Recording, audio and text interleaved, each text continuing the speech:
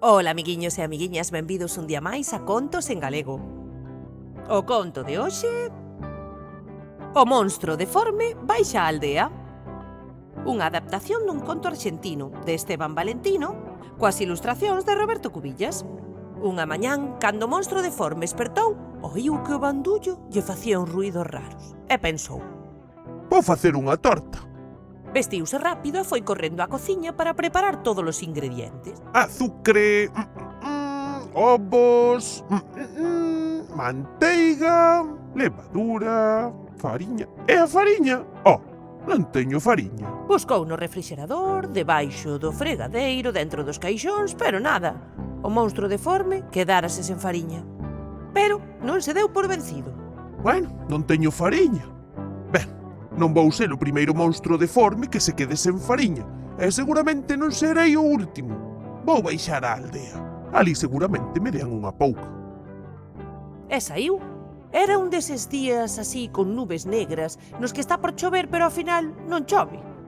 A casa do monstro deforme estaba na cume do monte. Era preto da aldea, pero aínda así había que camiñar un pouco para atopar as primeiras casas. Claro que para o monstro deforme, que medía case 3 metros, pesaba máis de 200 kilos e tiña unha enorme chepa xusto no medio do lombo, isto de camiñar era pan comido. Os primeiros en velo baixar foron os tendeiros, que saíron correndo a avisarlle ao zapateiro. O zapateiro díxolle ao leñador, o leñador ao policía, o policía aos bombeiros e os bombeiros a todo o mundo. A cousa foi tan rápida que nun ratiño a xente xa corría dun lado para outro berrando como tolos. O monstro deforme, ven á aldea! Non quedou ninguén nas rúas. Cando o monstro chegou, xa todos estaban encerrados baixo chave e escondidiños debaixo das camas, pregando que a bestia seguise de largo. Pero non seguiu. Parouse na primeira casa da aldea e petou. Quen é? Preguntaron desde dentro. Son eu, o monstro deforme, ese que vive na cume, que mide case 3 metros, pesa máis de 200 kilos e ten unha enorme chepa en riba do lombo. Necesito un pouco de fariña. Aquí non hai nada para ti, monstro deforme. Berraron os de dentro da casa. Así que deixa de petar e segue o teu camiño. É unha mágoa. Apenouse o monstro. Bastábanme 3 paxariños para facer fariña. Os habitantes da casa puxéronse a tremer, pensando o que lles pasaría aos seus paxaros se caían nas mans do monstro.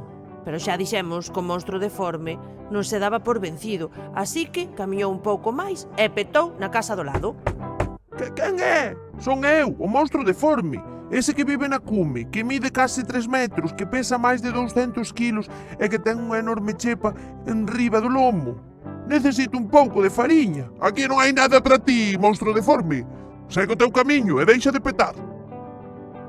É unha mágoa. Lamentouse o monstro. Bastaríanme 3 canciños para facer fariña. Os habitantes da casa puxéronse a tremer, pensando no que lles pasaría aos seus cans se caían nas mans do monstro.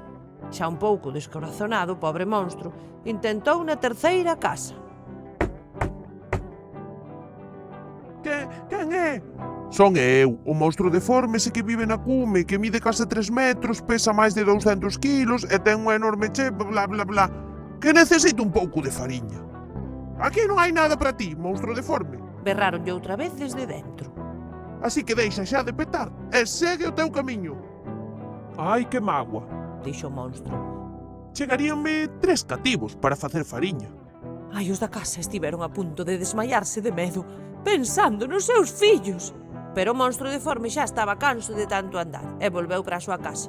No camiño topouse con 3 paxaros que estaban voando daqui para aló. Chamounos e os paxaros achegáronselle. Quero facer unha torta, pero non teño fariñas. Sei que por aquí cerca hai moito millo, pero non me acordo onde. Podedes botarme unha man, voando moi alto e dicirme onde está. Podemos, Contestaron os paxaros. pero despois convídasnos á torta, Home, claro. Seguiu camiñando e ao ratiño atopouse con 3 cans que xogaban a morderse. O monstro chamounos e os cans acercáronse. Mirade, vedes aqueles paxaros? Están buscando millo para min. Así podo ter fariña e despois facer unha torta.